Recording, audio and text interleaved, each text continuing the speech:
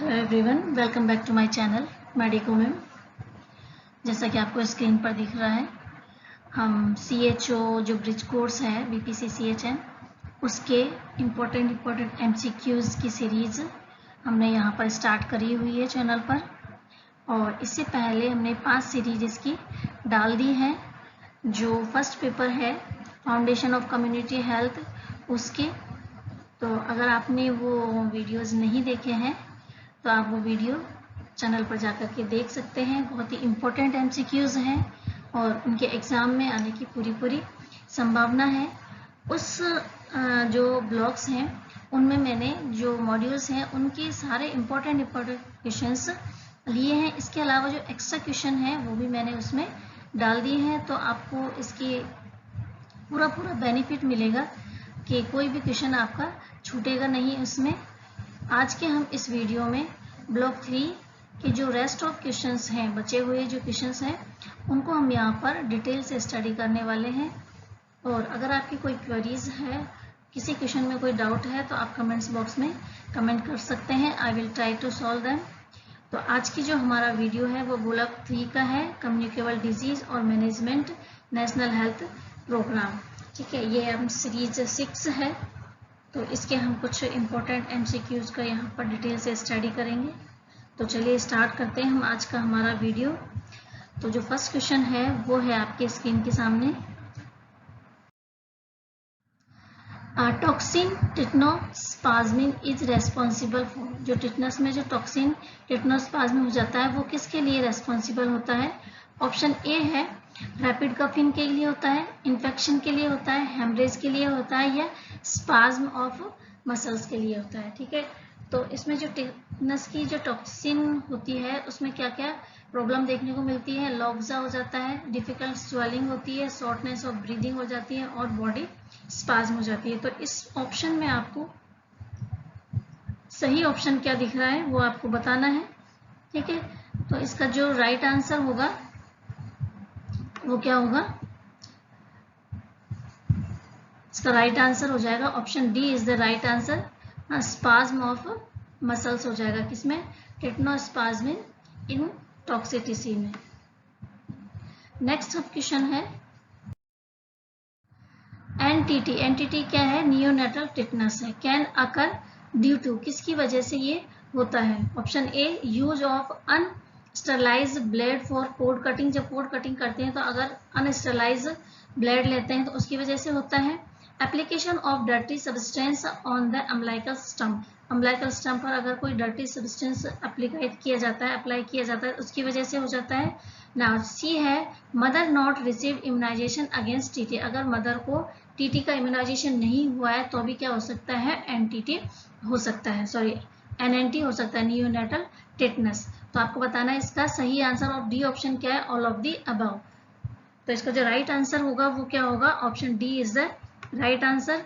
तीनों की वजह से क्या हो सकता है? नियोनेटल टिटनस हो सकता है। नेक्स्ट है लॉकजा इज सिम्टम ऑफ, जो लॉकजा है वो किसका सिम्टम है? बहुत इजी क्वेश्चन है। ठीक है, क्वेश्चन इसका ऑप्शन ए है टिटनस है, पर्टोसिस है, डिप्थीरिया या पोलोमाइलाइटिस है। तो इसका जो राइट आंसर है वो क्या होगा? Option A is the right answer. Tetanus में हमें क्या देखने को मिलता है? लॉकजा सिम्टम देखने को मिलता है। नेक्स्ट है फर्स्ट साइन ऑफ एनएनटी, जो एनएनटी हो जाता है, ठीक है, नियोनेटल टिटनस, उसको जो फर्स्ट साइन है वो क्या होगा? ऑप्शन ए है लॉकजा होगा, अनेबल टू शक होगा, रेज्ड आईब्रो होगा, या फिर ड्रॉ लिप्स होगा। तो जो नियोनेटल है तो उसमें जो फर्स्ट साइन देखने को मिलेगा वो क्या मिलेगा? Option B is the right answer, unable to suck. Baby क्या होगा? शक करने में अनेबल रहेगा। नेक्स्ट है what is the dose of TIG, tetanus immunoglobulin. ठीक है, इन हाई रिस्क केसेस, जब हाई रिस्क केसेस हो जाते हैं उस कंडीशन में क्या दिया जाता है? इमोग्लोबिन दिया जाता है। तो उसकी क्या डोज होगी? What is the dose of TIG, tetanus immunoglobulin in high risk cases? तो ऑप्शन ए है आपके सामने 200 से लेकर 250 यूनिट्स IM दिया जाता है। ये 200 से 250 यूनिट्स IV दिया जाता है 250 से 500 यूनिट, IM दिया जाता है, डी ऑप्शन है 250 से लेकर 500 यूनिट्स IV दिया जाता है। तो इसका राइट आंसर आपको बताना है, राइट आंसर क्या होगा। तो इसका जो राइट आंसर है वो है option C is the right answer. 250 से लेकर 500 यूनिट्स IM इसकी दी जाती है। नेक्स्ट क्वेश्चन की तरफ चलते हैं हम। In which year India was declared polio free, कौन से ईयर में इंडिया को पोलियो फ्री डिक्लेयर किया गया था। आपको यहाँ पर ईयर दे रखा है, उसके बाद में आपको ये जो पिक्चर है उसको एक्सप्लेन करूंगी। पोलियोमाइलाइटिस क्या होती है, सबसे पहले आप इस क्वेश्चन का आंसर पुट करें कमेंट्स बॉक्स में कि क्या होगा इसका आंसर। ऑप्शन आपके सामने है, ए ऑप्शन है 2011 में हुआ था, 2013 में हुआ था, 2012 में हुआ था बी ऑप्शन, सी ऑप्शन है 2013 में हुआ था, डी ऑप्शन है 2014 में हुआ था। इंडिया कब डिक्लेयर हुआ था पोलियो फ्री, तो आपको इसका राइट आंसर पुट करना है कमेंट बॉक्स में। तो इसका जो राइट आंसर है वो होगा option D is the right answer. 2014 में इंडिया को पोलियो फ्री क्या किया गया था, डिक्लेयर किया गया था। अब हम थोड़ा सा पोलियो के बारे में जान लेते हैं कि आखिर पोलियो होता क्या है। तो जो पोलियो है क्या है, polio is a highly contagious viral disease. ये क्या है, एक वायरल डिजीज है और बहुत ही हाईली कंटाजिनस डिजीज है। That can occur that any age, ठीक है, किसी भी एज में हो सकता है, but childrens are more likely to contact the virus, लेकिन जो बच्चे होते हैं वो इस वायरस के कांटेक्ट में जल्दी ही आ जाते हैं। Now 90% have no symptom but 10% have flu-like symptoms and 0.5% have paralysis। ये क्या है, इसके कुछ सिम्टम्स हैं, परसेंटेज के अकॉर्डिंग इसके सिम्टम्स को डिवाइड किया गया। जो 90% लोग होते हैं उनमें किसी तरह का कोई सिम्टम्स नहीं आता है, और जो 10% है उसमें फ्लू लाइक सिम्टम्स आ जाते हैं, और 0.5% ऐसे हैं जिनमें पैरालिसिस हो जाता है। जो पोलियोमाइलाइटिस है उसमें जो मेन फीचर्स है वो क्या देखने को मिलता है कि इसमें जो बॉडी है क्या हो जाती है, पैरालाइटेड हो जाती है। जो इसका वायरस है वो पोलियो इस तरह से दिखता है। Now vaccination is the only prevention, इसको हम किससे रोक सकते हैं, केवल वैक्सीनेशन से ही रोक सकते हैं, ठीक है। इसकी जो डोज है वो कब तक दी जाती है, 5 साल तक के बच्चों तक इसको पोलियो की वैक्सीन क्या है इसकी दी जाती है, ठीक है। पोलियो जो ड्रॉप लाते हैं 2 बूंद जिंदगी की। Now, infections and destructions of anterior horn cell of spinal cord, ये क्या करती है, इसमें इन्फेक्शन करती है, किसमें, स्पाइनल कोड में। स्पाइनल कोड के बाद इन्फेक्शन कहाँ जाता है, नर्व से होता हुआ मसल्स में, और मसल्स के बाद ये क्या हो जाता है, पर्सन इन्फेक्टेड हो जाता है इसके अंदर। नाउ इसके बाद है जो हमारा नेक्स्ट पॉइंट है, virus is transmitted in drinking water contaminated with the faeces. जैसे कोई कंटामिनेटेड फूड है, कंटामिनेटेड वाटर है, तो वो किससे इन्फेक्टेड हो गया, फीसिस से। किसी भी पर्सन के अगर पोलियो के वायरस हैं और वो फीसिस के थ्रू बाहर निकल गए, उस फीसिस से अगर कोई भी फूड है और वाटर कंटामिनेट हो जाता है, उस कंटामिनेटेड वाटर को अगर कोई हेल्दी पर्सन क्या करता है, यूज करता है, तो वो भी क्या हो जाता है, उससे कंटामिनेटेड हो जाता है, और इस तरह से वायरस का ट्रांसमिटेशन होता है। ना some virus pass from intestine into faeces and contaminated water, वो ये ठीक है, मैं जो बता रहा हूँ। वायरस क्या होता है, रिप्लिकेट इन द इंटेस्टाइन, इसमें रिप्लिकेटेड होता है, ये इंटेस्टाइन के अंदर इसका रेप्लिकेशन होता है। नाउ उसके बाद क्या होता है, virus can go into blood stream. Virus क्या होता है, इंटेस्टाइन से एक तो फीसिस के थ्रू भी चला जाता है, और इंटेस्टाइन से किस में चला जाता है, ये ब्लड स्ट्रीम में भी चला जाता है, और उसके बाद वो कहाँ पहुंच जाता है, स्पाइनल कोड में पहुंच जाता है। इस तरह से भी क्या करता है, वो पर्सन को इन्फेक्टेड करता है दोनों तरीके से।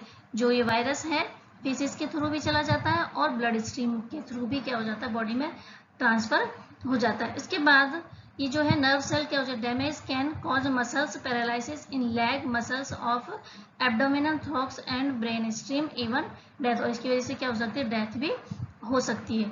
तो ये तो क्या था, इसका मैंने जनरल आपको इंट्रोडक्शन बताया पोलियोमाइलाइटिस का, कि पोलियोमाइलाइटिस क्या होता है। ये क्या होता है, एक आरएनए वायरस होता है, 3 टाइप्स के होते हैं इसके, और हम आगे की जो स्लाइड्स हैं उसमें क्या करेंगे इसको, और इसके जो एमसीक्यूज हैं उसका स्टडी करेंगे पोलियो के बारे में, और क्या क्या इंटरेस्टिंग फैक्ट है। तो इसमें मैंने आपको केवल क्या बताया, इसका जनरल इंट्रोडक्शन बताया है पोलियोमाइलाइटिस का। ये किससे फैलता है, फीको ओरल रूट से ये क्या होता है, स्प्रेड आउट होता है। तो जो हमारा क्वेश्चन था वो क्या था कि in which year India was declare polio free, तो राइट आंसर क्या है इसका, 2014 में इंडिया को क्या किया गया, कि पोलियो फ्री डिक्लेयर्ड कर दिया गया था। ना नेक्स्ट क्वेश्चन अब देखते हैं हम।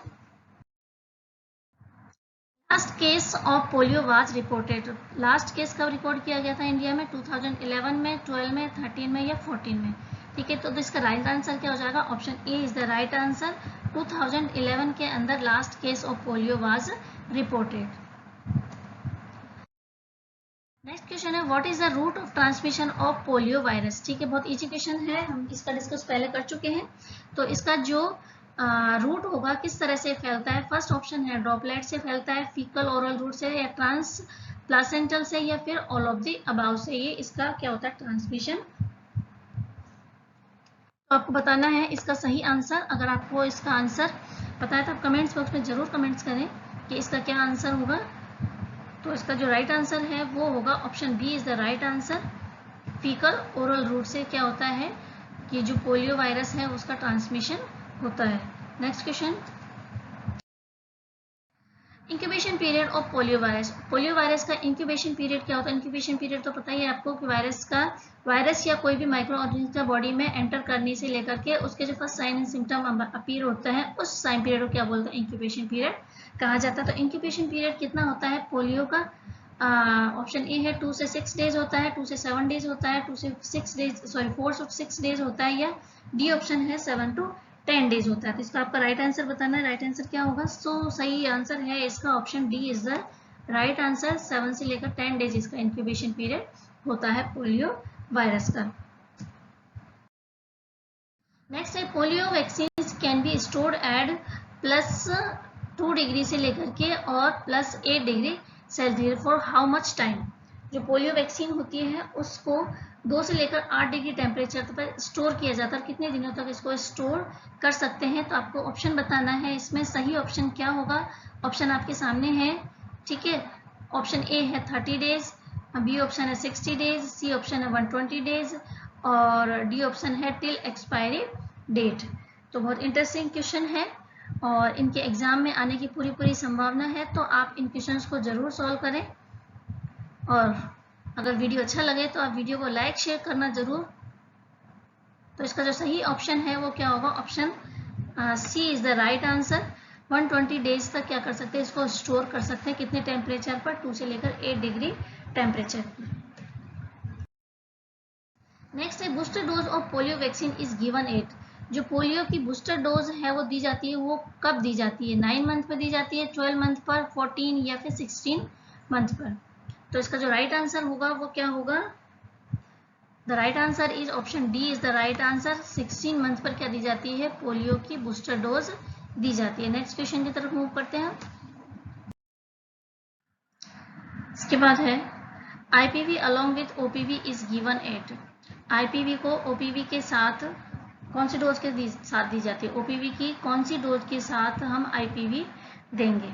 तो आईपीवी क्या होता है? इनएक्टिव पोलियो वैक्सीन होती है, ठीक है। इसको ओपीवी की कौन सी डोज के साथ दिया जाएगा? तो ऑप्शन है आपके साथ 0 डोज है, फर्स्ट डोज, सेकेंड डोज या थर्ड डोज।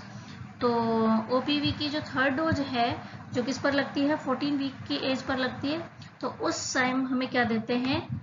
इसको दी जाता है आईपीवी को इसके साथ देते हैं ओपीवी के साथ, ठीक है। जो आईपीवी है वो कैसी दी जाती है? 0.5 ml डोज और सबक्यूटेनियसली इसको दिया जाता है, ठीक है। नेक्स्ट क्वेश्चन अब चलते हैं। इन विच डिजीज कॉप्लिक स्पॉट्स अकर। जो कॉप्लिक स्पॉट है वो कौन सी डिजीज में अपीयर होते हैं? ऑप्शन ए है पर्टोसिस में, मीजल्स में, जापानीज एंसेफेलाइटिस में या डिप्थीरिया में।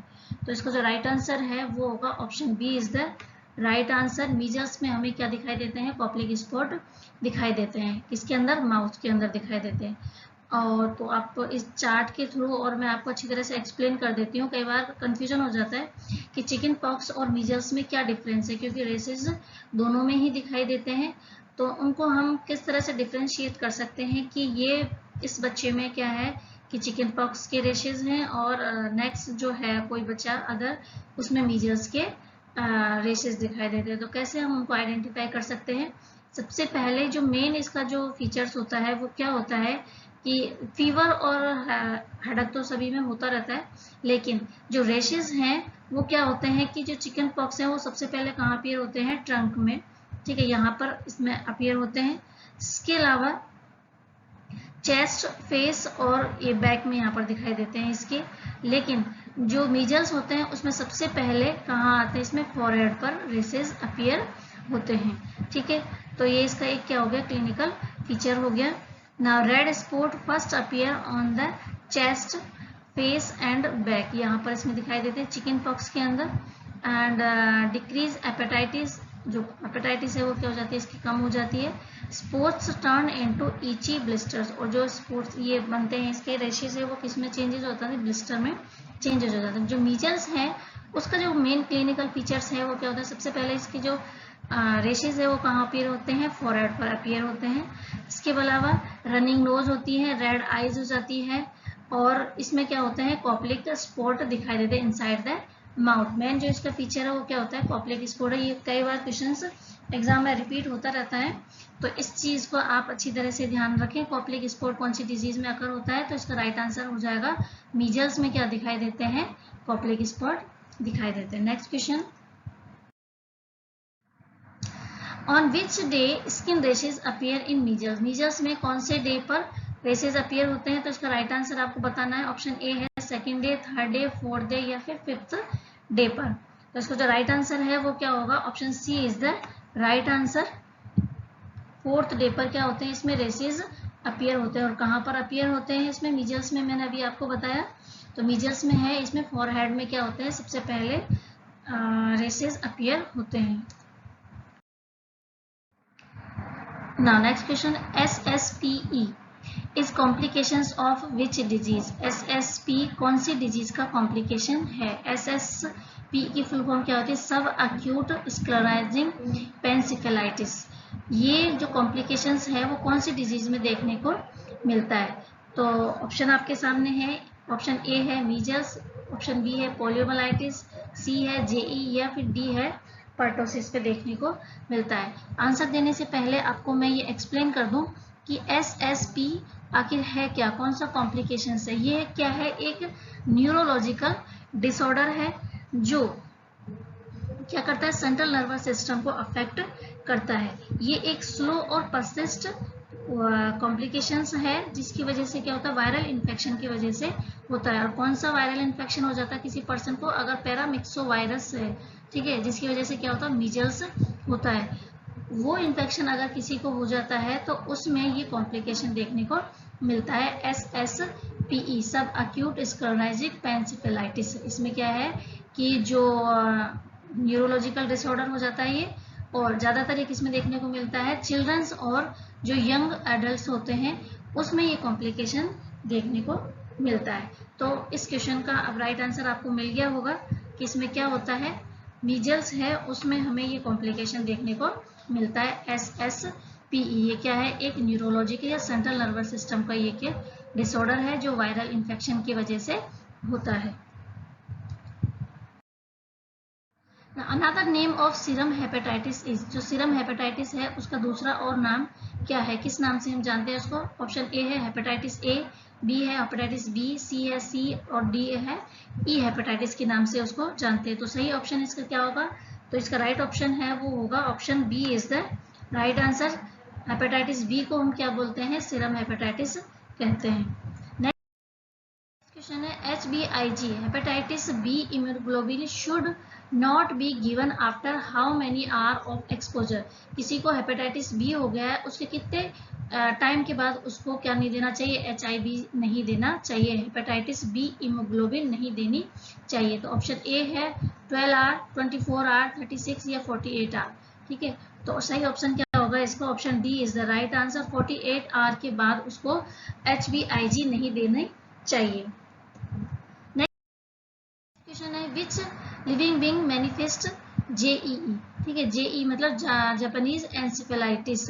कौन सी जो लिविंग बीइंग है वो मैनिफेस्ट है इसकी, आपको बताना। इसका राइट आंसर पिग है, ह्यूमन बीइंग है, मॉस्किटो है या हॉर्स है। तो जो लिविंग बीइंग है इसमें कौन सी है, D option is the right answer. Horse is the manifest of JEE। अब जापानीज एनसेफेलाइटिस क्या है, ये आप इस फिगर से आसानी से समझ सकते हैं। ये क्या है, एक जापानीज एनसेफेलाइटिस वायरस के द्वारा क्या होता है, ये फैलता है बाय मॉस्किटो, मॉस्किटो के थ्रू। मॉस्किटो में क्या होता है, ये वायरस एंटर कर जाता है। जब वो मॉस्किटो किसी अदर पर्सन को बाइट करता है तो वो क्या होता है, जापानीज एंसेफेलाइटिस को ट्रांसमिट कर देता है। इसके अलावा इसमें जो होस्ट होते हैं वो कौन कौन से होते हैं, एक तो होता है इसमें पिग होता है, एक ह्यूमन होता है, और एक बर्ड या फिर जैसे कि वाइल्ड एनिमल्स या उसको भी हम कह सकते हैं। तो इसके अंदर ये जो डोमेस्टिक पिग्स और वाइल्ड बर्ड्स होती हैं, herons are the reservoir of the virus, virus की क्या होते हैं, रिजर्वायर होते हैं। एंड ह्यूमन आर क्या होते हैं, इसका डेड होस्ट होता है। इसके अलावा इसमें जो क्या बोलते हैं इसको, JEV is the main cause of viral encephalitis in many countries and first case was documented in 1871। Japan में इसको सबसे पहले क्या किया, डॉक्यूमेंट किया गया था। और इसके जो सिम्टम्स होते हैं वो क्या होता है, हेडेक होता है, वॉमिटिंग, फीवर और कन्वर्जन भी इसमें आ जाते हैं जापानीज एंसेफेलाइटिस में। ठीक है, ये तो इसका मैंने आपको कुछ जनरल इंट्रोडक्शंस बताए हैं। अब हम देखते हैं next question. ULV insecticides help in prevention of, जो ULV है इंसेक्टिसाइड है, ये क्या है, एक तरह का सा इंसेक्टिसाइड है, इंसेक्ट को मारने वाला है क्या, ULV। ठीक है, तो ये किसके प्रिवेंशन में यूज लिया जाता है, तो ULV की फुल फॉर्म क्या होती है, ULV फुल फॉर्म होती है अल्ट्रा लो वॉल्यूम। ठीक है, अल्ट्रा लो वॉल्यूम के जो इंसेक्टिसाइड होते हैं स्प्रे करने के काम आते हैं। ये जो एग्रीकल्चर में, फार्म में क्या करते हैं, इनको स्प्रे करते हैं इंसेक्टिसाइड के तौर पर। तो इसका क्या होता है, ये अल्ट्रा लो वॉल्यूम होता है इसमें, और एक लिक्विड के तौर पर इसमें क्या आता है, वो इंसेक्टिसाइड्स आते हैं, जो मेडिसिन होती है उसको इंसेक्टिसाइड्स को मारने के लिए। तो इसमें कौन सी ऐसी डिजीज है जिसमें क्या करते हैं, इसको यूज किया जाता है, तो ऑप्शन ए है आपका मलेरिया, JE है, या फिर डेंगू है, या फिर पोलियो है। तो इसका जो राइट आंसर है वो क्या होगा, JE, जापानीज एंसेफेलाइटिस में क्या करते हैं, ULV को यूज किया जाता है। JE vaccination is present in how many types, जो जापानीज एंसेफेलाइटिस है उसके लिए वैक्सीन बनाई गई है, वो कितने टाइप्स हैं अभी। ऑप्शन क्या है आपका, ऑप्शन ए है, फर्स्ट है, सेकंड में B है, थर्ड में 3 है, और फोर्थ में क्या है, 4 है। तो इसकी कितने टाइप की वैक्सीन है, और तो ऑप्शन इसका C is the right answer. 3 types की क्या इसकी वैक्सीन है, आपको यहाँ पे बता रखा है मैंने, mouse brain derived purified and inactive vaccine, first type की वैक्सीन है ये। एंड सेकंड है सेल कल्चर से जो डिराइव की गई थी वो वाली वैक्सीन सेकंड टाइप की है, और थर्ड टाइप की क्या है, सेल ट्राइव्ड और लाइव एटीट्यूड जो वैक्सीन है वो क्या है, थर्ड टाइप की वैक्सीन है। तो ये कितने टाइप्स की वैक्सीन हो गई, इसमें 3 टाइप्स की वैक्सीन हो गई है। Amplifier host of JE, amplifier host कौन सा होता है इसका, तो इसका एम्पलीफायर होस्ट होता है option A is the right answer, pig है, इसका क्या होता है, एम्पलीफायर होस्ट होता है। नेक्स्ट है accidental dead and host of Japanese encephalitis, accidental dead and कौन सा होता है इसका, मैंने बताया आपको भी पहले ही स्लाइड में कि जो ह्यूमन होता है वो क्या होता है, एक्सीडेंटल डेड एंड होस्ट होता है जापानीज एंसेफेलाइटिस का। नेक्स्ट है Which one is not a free sensitive vaccine, 2 तरह की वैक्सीन होती है, एक हॉट सेंसिटिव होती है और एक होती है कोल्ड सेंसिटिव। तो हीट सेंसिटिव जो वैक्सीन होती है वो कौन सी होती है, और जो कोल्ड सेंसिटिव वैक्सीन होती है वो कौन कौन सी होती है। तो आप चार्ट के थ्रू आसानी से समझ सकते हैं। जो हीट सेंसिटिव वैक्सीन होती है वो क्या होती है, OPV होती है, मीजल्स होती है। जैसे जैसे नीचे जाएंगे वो क्या होते हैं, हीट सेंसिटिव कम होती जाएंगी, और वो क्या होती जाएंगी, कोल्ड सेंसिटिव होती जाएंगी। तो सबसे ज्यादा जो हीट सेंसिटिव वैक्सीन है वो क्या होती है, पोलियो होती है, सबसे पहले पोलियो वैक्सीन होती है, उसके बाद मीजल्स होती है, और BCG वैक्सीन होती है। ठीक है, DPT भी होती है इसकी। इसके अलावा हम क्या चाहते हैं,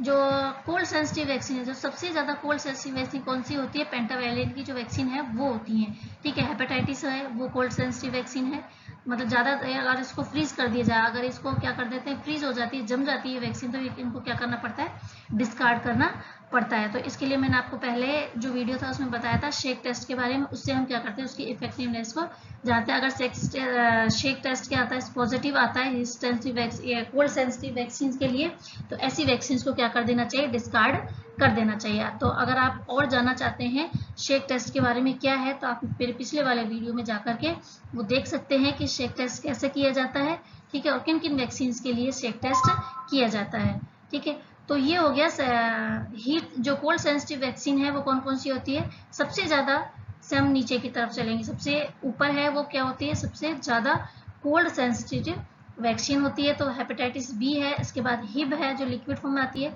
इसके बाद डीपीडी है, टीटी है, डीटी है और टीटी वैक्सीन और टीटी वैक्सीन, ये सारी क्या होती हैं? कोल्ड सेंसिटिव वैक्सीन होती है या फ्रीज सेंसिटिव वैक्सीन होती है। तो इस क्वेश्चन का आंसर आपको मिल गया होगा इसमें से।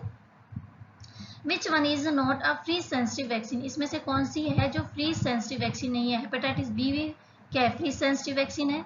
डीपीटी भी फ्रीज सेंसिटिव और टीटीवी क्या है? फ्रीज सेंसिटिव वैक्सीन है। तो इसका जो राइट आंसर है वो क्या होगा? Option C is the right answer. BCG जो वैक्सीन होती है वो क्या होती है? कोल्ड सेंसिटिव वैक्सीन नहीं होती है, ये क्या होती है? हीट सेंसिटिव वैक्सीन होती है। नेक्स्ट है pink papules found on trunk in patients with typhoid disappear in how many days? इसमें क्या होता है? जो टाइफाइड फीवर होता है उसमें पिंक पेप्यूल्स दिखाई देते हैं, कहाँ पर? ट्रंक पर। तो कितने दिनों के बाद डिसअपियर हो जाते हैं? तो ऑप्शन ए है 2 डेज पर, 4 डेज पर, 5 डेज पर या फिर 7 डेज पर। राइट ऑप्शन क्या होगा इसका आपको बताना है। अगर आपको इसका आंसर पता है तो आप कमेंट्स बॉक्स में जरूर कमेंट्स करें कि क्या होगा इसका आंसर। तो right answer is the B option is the right.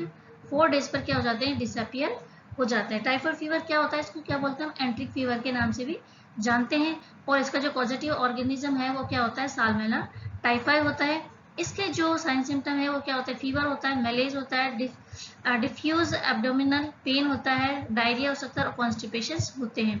इसके अलावा इसमें क्या होता है? व्हाइट कोटिंग ऑन टंग, टंग पर क्या होता है? व्हाइट पैचेस भी इसमें दिखाई देते हैं। ये क्या है? इसके आइडेंटिफिकेशन के लिए है कि टाइफाइड फीवर है तो उसको कैसे इसको आइडेंटिफाई किया जा सकता है। इसके अलावा इसमें क्या होता है? रोज स्पॉट होते हैं, ठीक है, रोज स्पॉट होते हैं और वो क्या होते हैं कि muscular lesions on abdomen, chest और लिम्स में ये दिखाई देते हैं। और ये डिसअपियर कब हो जाते हैं? ये क्वेश्चंस में था अपने में कि 4th डे पर ये क्या हो जाते हैं? डिसअपियर हो जाते हैं। और ये जो फैलता है वो किससे फैलता है? ओकर फीको ओरल रूट से ये फैलता है।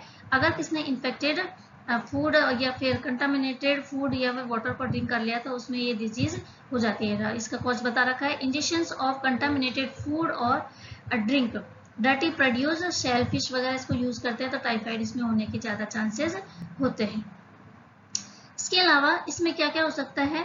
अल्सर इन इंटेस्टाइन हो सकता है, एनलार्ज लीवर है, स्प्लीन है, एंड वेंट्रिकल लिम्फ नोड क्या हो जाते हैं? इसमें जो लिम्फ नोड है वो भी क्या हो जाते हैं? एनलार्ज हो जाती है। इसके अलावा finger to mouth contact with faeces and urine, इसको यूज करने से भी क्या हो जाता है? ये टाइफाइड होता है। तो इस क्वेश्चन का आंसर आपको मिल गया होगा। इसके साथ साथ मैंने आपको टाइफाइड के बारे में ढेर सारी जानकारी इस चार्ट के थ्रू दे दी है, तो आपका सारा कंफ्यूजन दूर हो गया होगा टाइफाइड से रिलेटेड। अब हम चलते हैं हमारे नेक्स्ट क्वेश्चन की तरफ, देखते हैं नेक्स्ट क्वेश्चन क्या है। Which is the drug of choice of treatment of typhoid? अब हमने टाइफाइड के बारे में पूरी डिटेल से स्टडी कर ली थी, टाइफाइड कैसे होता है, कौन सी पॉजिटिव ऑर्गेनिज्म से होता है, अब इसका ट्रीटमेंट करना भी जरूरी है। तो इसके ट्रीटमेंट के लिए हम कौन सी मेडिसिन यूज में लेते हैं?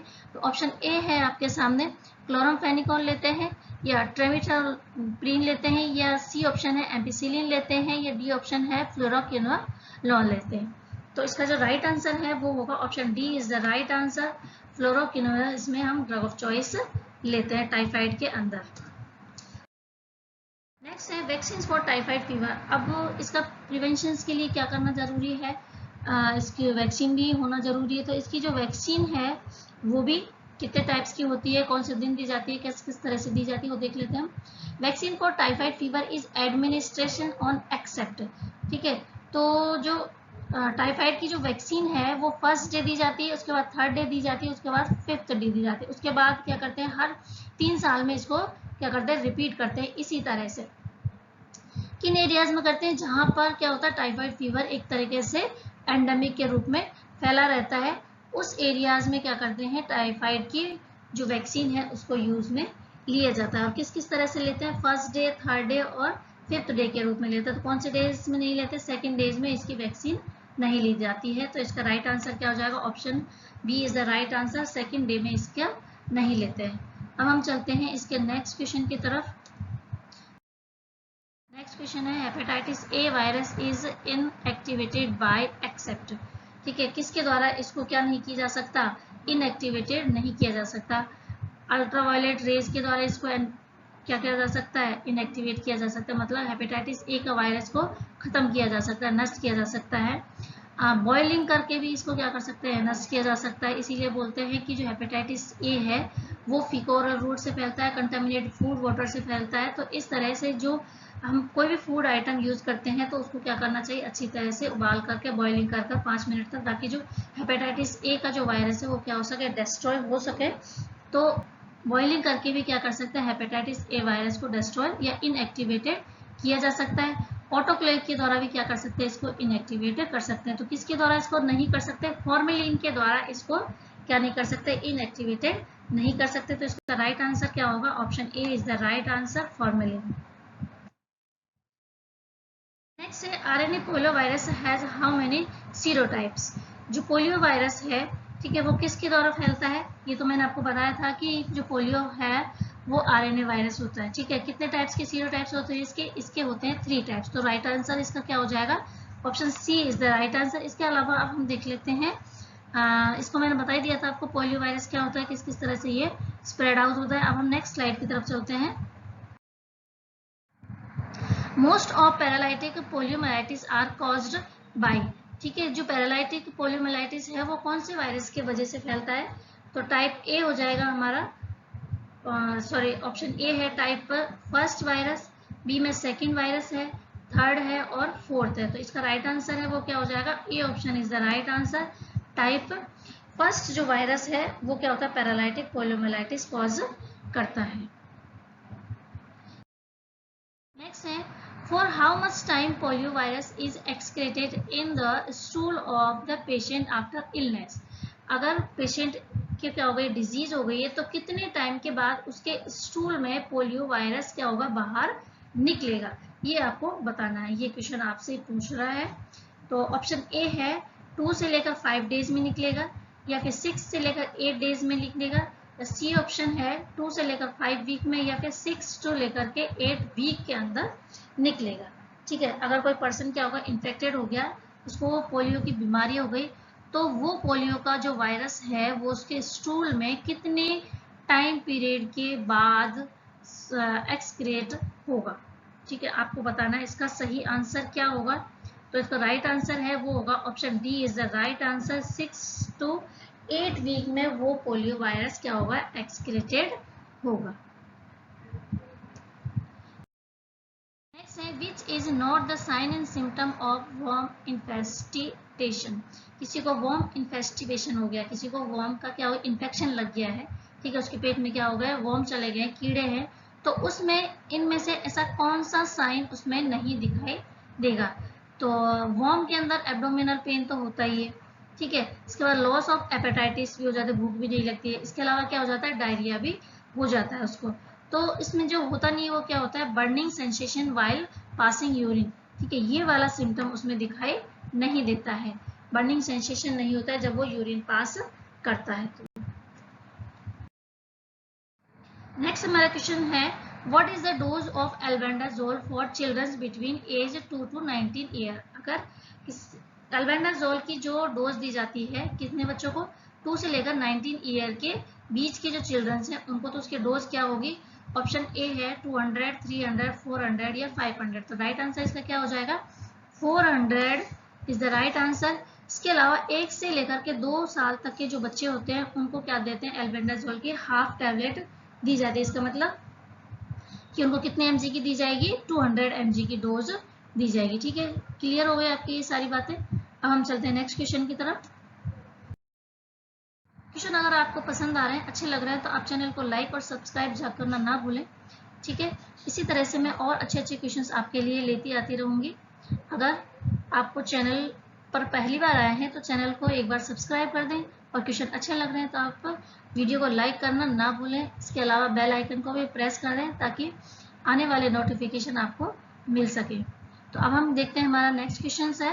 Question in India NDD, NDD का मतलब क्या होता है, national deworming day is been observe on, कब देखा, मतलब कब इसको ऑब्जर्व किया गया है, कब इसको चलाया गया था, कब इसको एस्टेब्लिश में, या कह सकते हैं हम इसको एनडीडी जो प्रोग्राम है कब चलता है, कब आता है ये जो। तो एनडीडी का जो प्रोग्राम है वो आपको बताना है इसकी डेट कौन सी है, 10 जनवरी है, फरवरी है, अगस्त है या नवंबर। तो इसका राइट आंसर है वो क्या हो जाएगा, 10 फेब होगा। और ये कब से स्टार्ट किया गया, 2005 से 15 से इसको क्या किया गया था, स्टार्ट किया गया था एनडीडी प्रोग्राम को। और हर साल ये कब आता है, 10 फेब को इसको सेलिब्रेट किया जाता है, या कह सकते हैं 10 फेब में ये इसको ऑब्जर्व करते हैं। नेक्स्ट क्वेश्चन की तरफ चलते हैं। नेक्स्ट क्वेश्चन आपकी स्क्रीन के सामने, which is food borne helminths. Food borne helminths कौन सा है, ट्राइक्यूरिस है, टीनिया सोलिम है, एस्करिस है, या फिर हुकवर्म है। तो इसका जो राइट आंसर है वो आपको कमेंट्स बॉक्स में जरूर कमेंट्स करना है कि इसका राइट आंसर क्या होगा। तो according to this options the right answer will be the option B is the right answer, Taenia solium. जो टीनिया सोलिम है वो क्या होता है, फूड बॉर्न हेलमिंथीज होता है।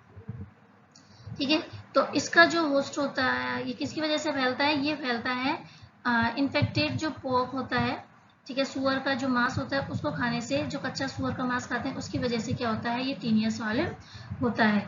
इसमें क्या होता है, जो डेफिनेट होस्ट है वो क्या होता है, ह्यूमंस होता है, और इंटरमीडिएट होस्ट कौन सा होता है, पिग होता है। ठीक है, ये इसकी लाइफ साइकिल बता रखी है, इस तरह से क्या होता है, ये स्प्रेड आउट होता है टीनिया सोलिम। ठीक है, तो इसमें देख सकते हैं जैसे ingest of Taenia solium egg by faecal contaminated human cysticercosis, इसमें सिस्टोकोरिसिस आ जाता है। इसके बाद ingest of Taenia solium egg और प्रोग्लोटिस प्रोकाइसिस्टोकाइसिस, ये क्या करता है, इसको जब ये ह्यूमन अपना स्टूल पास करता है तो उसको ये अगर प्रोक खा जाता है तो उसके अंदर ये क्या आ जाता है, सिस्टाइसिस आ जाते हैं, और इसके पोक को फिर ह्यूमन्स इंजेस्ट करता है तो उसमें क्या हो जाता है, इसके टीनिया सिस हो जाता है। ये इस तरह से क्या होती है, इसकी एक लाइफ साइकिल चलती रहती है टीनिया सोलिम की। ये तो क्या है, एक ब्रीफ इंट्रोडक्शन मैंने आपको यहाँ पर एक्सप्लेन किया है। अगर आप और भी डिटेल में जानना चाहते हैं कि टीनिया सोलिम की लाइफ साइकिल क्या है, किस तरह से स्प्रेड आउट होता है, क्या इसकी पैथोजेनेसिस है, क्या इसका ट्रीटमेंट है, तो आप वो वीडियो भी आप मेरे चैनल पर जाकर देख सकते हैं, उसकी वीडियो भी मैंने ऑलरेडी बना रखी है। नेक्स्ट है, फॉर ट्रीटमेंट ऑफ पोक ट्रीटमेंट पायरेजिक क्विंटल इज गिवन।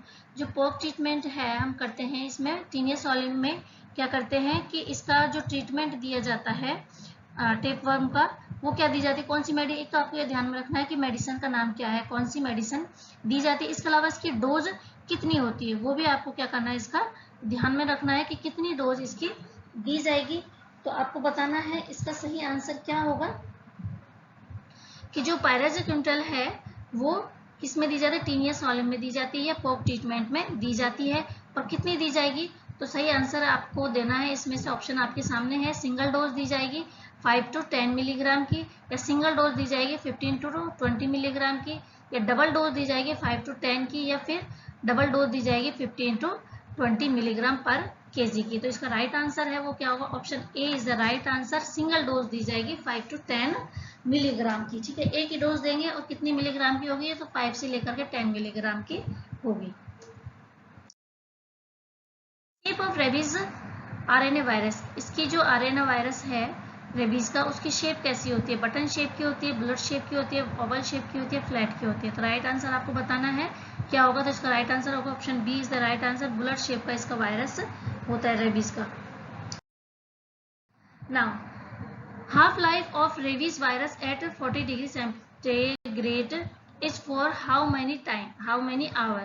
जो रेबीज वायरस है उसकी हाफ लाइफ हो जाती है अगर उसको 40 डिग्री टेम्परेचर तक क्या करें, रखें उसको, और कितने टाइम तक रखना है उसको, ये बताना है आपको इस ऑप्शन को देख करके। 2 आवर्स के लिए रखें, 35 सेकंड के लिए रखें, या 4 आवर के लिए, या फिर 50 सेकंड के लिए। तो इसका राइट आंसर होगा 4 आवर, 4 घंटे तक अगर 40 डिग्री सेंटीग्रेड पर रखें तो इसकी लाइफ क्या हो जाती है, हाफ हो जाती है, किसकी, रेबीज वायरस की। नेक्स्ट है treatment of rabies can be discontinue if animal कोई भी हो सकता है, जैसे डॉग है, कैट है, remains healthy through out the observation period. तो कब इस ट्रीटमेंट को डिसकंटिन्यू कर सकते हैं, अगर कोई एनिमल है जिसने डॉग बाइट करा है वो हेल्दी दिख रहा है, कितने दिनों तक उसको हमें ऑब्जर्व करना है। तो 30 डेज तक ऑब्जर्व करना है, 7 डेज तक, 10 डेज तक या 24 डेज तक। तो इसका जो राइट आंसर है वो होगा 10 डेज तक हम उस पर क्या रखेंगे, ऑब्जर्वेशन रखेंगे। अगर वो हेल्दी है तो हम उस ट्रीटमेंट को क्या कर सकते हैं, डिसकंटिन्यू कर सकते हैं ना। अब इसका जो ट्रीटमेंट है, ठीक है, हम देखते हैं किस किस तरह से इसका कैटेगरीज में इसको हम डिवाइड करते हैं रेबीज का पेशेंट को, और उसकी जो डोजेज हम देते हैं किस किस कंडीशन में देते हैं, कौन कौन सी उसकी डोजेज दी जाती है। अब हम देखते हैं इसकी कैटेगरीज को 3 कैटेगरीज में डिवाइड किया है, फर्स्ट कैटेगरी, सेकंड कैटेगरी और थर्ड कैटेगरी। फर्स्ट कैटेगरी में क्या होता है, अगर किसी जो रेबीज वो एनिमल है उसने लिक किया है touching on intact skin, skin को केवल टच करा है उसने, ठीक है, लिक करा है, तो हम उसमें कोई एक्शन नहीं लेंगे, ठीक है। नेक्स्ट है सेकंड जो कैटेगरी है, अगर उसका saliva on scratch and abbreviation on the skin, अगर उसका सलाइवा कहाँ चला गया है, उसने स्क्रैच कर लिया है स्किन पर और उसका सलाइवा स्किन के अंदर चला गया है, तो उस टाइम क्या करेंगे, क्लीन करेंगे वुंड को, किससे, सोप वाटर से, अच्छी तरह से रनिंग वाटर में, और उसके बाद उसको क्या देंगे, इमीडिएट रेबीज वैक्सीनेशन दिया जाएगा। इसके बाद जो थर्ड कैटेगरी आती है वो आती है जब वुंड बहुत ज्यादा हो गया है, ठीक है, डॉग ने या एनिमल ने बहुत ज्यादा बाइट कर लिया है, बहुत ज्यादा एक्सपोजर हो गया है, तो उस टाइम हमें कौन सा ट्रीटमेंट है उसको देना चाहिए, बाइट और scratch that penetrate the skin, exposure coming in contact of the I mouth of saliva from lacking, ठीक है, उसके मुंह से क्या हो रहा है, बहुत ज्यादा सलाइवा हो रहा है और उसने बहुत ज्यादा इंटेक्ट कर लिया है स्किन को, बहुत ज्यादा स्किन को डैमेज कर दिया है, ठीक है, तो उस कंडीशन में हमें कौन सा एक्शन लेना है, सबसे पहले तो वही कंडीशन है, क्लीन वुंड करेंगे और इमीडिएट रेबीज वैक्सीनेशन देंगे। इसके अलावा उसको क्या देंगे, इमीडिएट हीमोग्लोबिन भी उसको दिया जाएगा, ठीक है। तो ये तो होगा इसका ट्रीटमेंट। इसके अलावा हम क्या करते हैं, इसमें अवॉइड करते हैं कि इसको सूचरिंग को जहां से जहां हो सके इसको अवॉइड करना चाहिए। ज्यादा से ज्यादा हम इसमें जो यूज लेते हैं वो क्या कहते हैं, सोप वाटर से क्या करते हैं, इसको ज्यादा से ज्यादा रनिंग वाटर में वॉश करते हैं, ताकि जो वायरस है उसकी जो वायरस की जो कवरिंग वगैरह है वो क्या हो जाए, उससे इनएक्टिव हो जाए सोप वाटर से। अब इसकी डोज देख लेते हैं, डोज किस किस तरह से दी जाते हैं।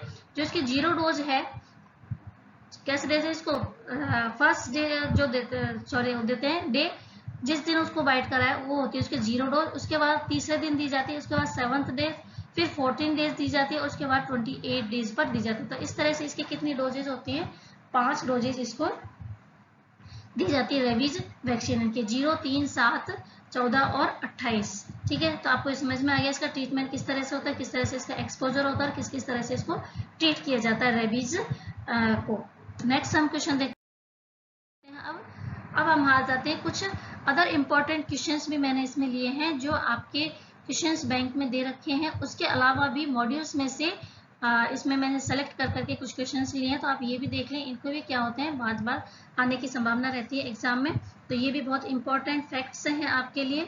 तो फर्स्ट है BCG can be safely administrate in, BCG का जो वैक्सीन है किसको हम आसानी से या सेफली एडमिनिस्ट्रेट कर सकते हैं, HIV पॉजिटिव चिल्ड्रन है उसको भी हम क्या कर सकते हैं, बीसीजी का वैक्सीन दे सकते हैं। Now a pentavalent vial with positive shake test should भी क्या कर देनी चाहिए, डिस्कार्ड कर देनी चाहिए। नेक्स्ट है इसका positive organism for TT is spread through, जो पॉजिटिव ऑर्गेनिज्म है इसका टिटनेस का कौन सा होता है इसका, अगर आपको पता है तो कमेंट्स बॉक्स में जरूर कमेंट्स करके बताएं कि मुझे टीटी का कि जो पॉजिटिव ऑर्गेनिज्म है वो क्या होता है। मैं पहले ही आपको अपनी वीडियो में बता दिया है। तो किसके द्वारा फैलता है, ये सॉइल के थ्रू फैलता है।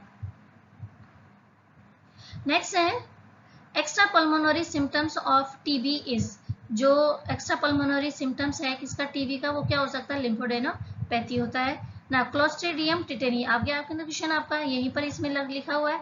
इज क्या है, एनारोबिक ऑर्गेनिज्म है। 2 तरह के ऑर्गेनिज्म होते हैं, एक एरोबिक होता है एक एनारोबिक होता है। ऐसा ऑर्गेनिज्म जिनको सर्वाइव करने के लिए एयर की नीड होती है उनको बोलते हैं एरोबिक, और जिनको नहीं होती है वो क्या होते हैं, एनारोबिक ऑर्गेनिजम्स होते हैं। नाउ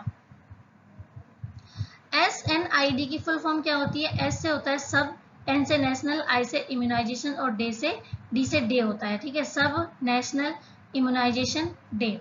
इसके अलावा rabies virus is highly thermolabile with a half life of approximately 4 hours at 40 degree centigrade and 35 to 60 degree, ठीक है। ये क्वेश्चन हम पहले डिस्कस कर चुके हैं कि जो रेबीज वायरस है उसकी हाफ लाइफ हो जाती है, कब हो जाती है, अगर उसको 40 डिग्री टेम्परेचर पर 4 घंटे तक या 35 सेकेंड तक 60 डिग्री को अगर रखा जाए तो उसकी जो लाइफ है वो क्या हो जाती है, हाफ हो जाती है। तो ये तो हमने आज हमारी इस वीडियो के अंदर ये इम्पोर्टेंट MCQs की सीरीज डिस्कस करी है। ये वीडियो आपको कैसा लगा, ये क्वेश्चंस आपको कैसे लगे? अगर वाकई आपको लगता है कि ये वीडियो हमारे लिए बहुत ही इंपॉर्टेंट है, क्वेश्चंस हमारे लिए बहुत ही इंपॉर्टेंट है, तो आप वीडियो को लाइक, शेयर और सब्सक्राइब करना ना भूलें, ताकि इसी तरह के और भी वीडियो लेकर मैं आपके सामने दोबारा आ सकूं। तो मिलती हूँ आपसे मैं नेक्स्ट वीडियो में। तब तक के लिए goodbye and thank you for watching my video.